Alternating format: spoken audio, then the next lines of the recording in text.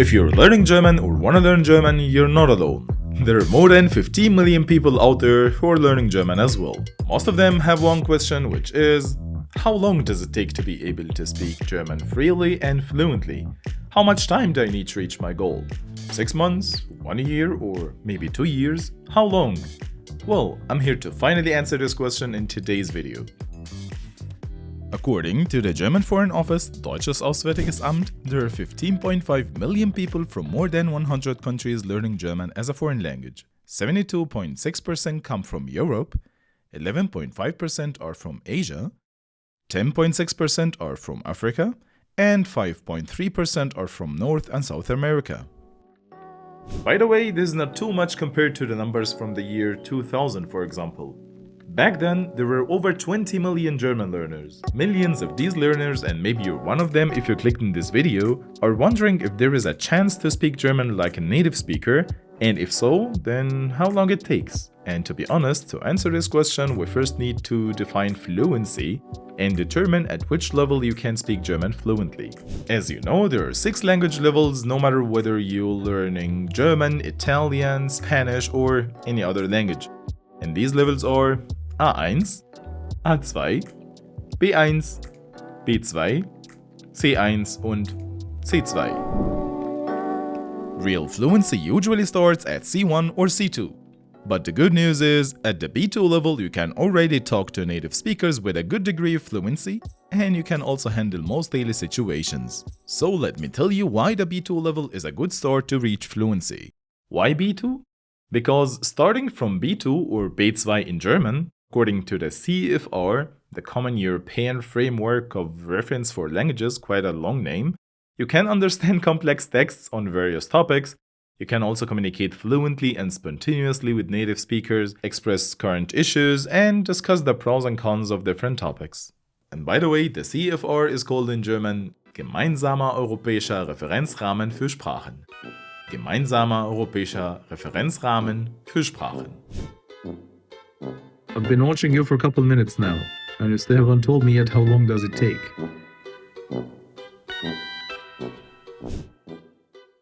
Well, although it varies from person to person, there's an estimate of the time a learner needs to become fluent. Based on several sources that I've linked in the description below, you will need approximately... Ready for the number? 600 class hours to reach the level B2. 600 class hours. Hold on a second, a class hour is only 45 minutes long. So 600 class hours actually mean only 450 regular hours, as we know them. 60 minutes each. But it doesn't necessarily take 600 class hours to reach B2. You might need less or more time. It all depends on various factors, which I'll mention later in this video.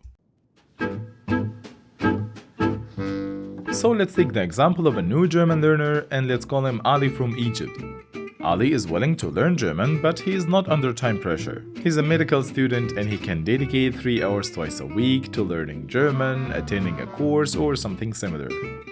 So if he can dedicate 6 hours a week, and as we mentioned before, he needs 450 hours, dividing 450 hours by 6 gives us 75 weeks in total, which means 1.5 years or 18 months. Another example is Sarah from England. She needs to finish the German course as soon as possible because she applied to a German university and needs to complete it in only 6 months. That means Sarah has to study 3 hours a day, 6 days a week to achieve her goal. So now it's easy for you to calculate how many months you'll need to reach the level B2 or C1 or any other level based on how many hours you can dedicate to learning each week. The rule here is simple. The more time you dedicate to language learning, the faster you reach your goal. And here you can see the estimated learning hours needed to reach each language level according to Babbel Plus, one of the most well-known language learning platforms. But to be honest, time is not the only factor that affects the learning process. I don't want to sell you dreams by saying you will certainly be 100% fluent if you spend the 450 hours learning German. There are some other decisive factors we should consider too.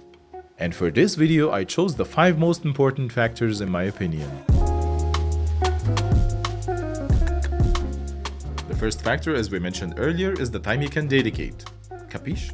The second factor is the individual skills. Some people are naturally talented and can learn languages faster than others. Other people are more talented in areas like mathematics or physics than in language learning. I'll tell you what, some studies showed that girls perform better than boys in language learning, while boys tend to outperform girls in other subjects. But that doesn't mean that boys are bad at learning languages or that girls are bad at learning math. But sometimes there is just a slight difference. And you know what? I noticed this in my faculty. I studied Germanistics and our class consisted of 40 students. Guess what? 35 girls and only 5 boys. This is unfair. Achtung, Achtung. If you like the video, please don't forget to hit the like button to help it reach more awesome people like you. The third factor is, how will you learn? Will you attend a traditional German course? If so, then how good or qualified are the teachers? Or will you learn online independently? That's another story. And by the way, I'm working on a video comparing these two types of learning, the traditional courses and online learning. So make sure you subscribe to the channel so you don't miss it. The fourth factor is your environment and how much are you exposed to German media and materials. Are you watching YouTube videos in German, for example? Are you watching my videos or German movies? Or do you have the opportunity to chat with someone in German? If not, consider finding an accountability partner who's also learning German and with whom you can practice the language. Or maybe you can practice the language with an AI tool like ChatGPT, Gemini, or similar AI tools. Hey ChatGPT, ist die Erde flach oder rund? Die Erde ist rund. Genauer gesagt, sie ist eine ungefähre Kugel, die durch die Rotation leicht an den Polen abgeflacht ist und am Äquator etwas breiter ist. Diese Form wird als Rotationsellipsoid oder Geoid Dankeschön. bezeichnet. The fifth and final factor in today's video is the discipline of the German learner himself.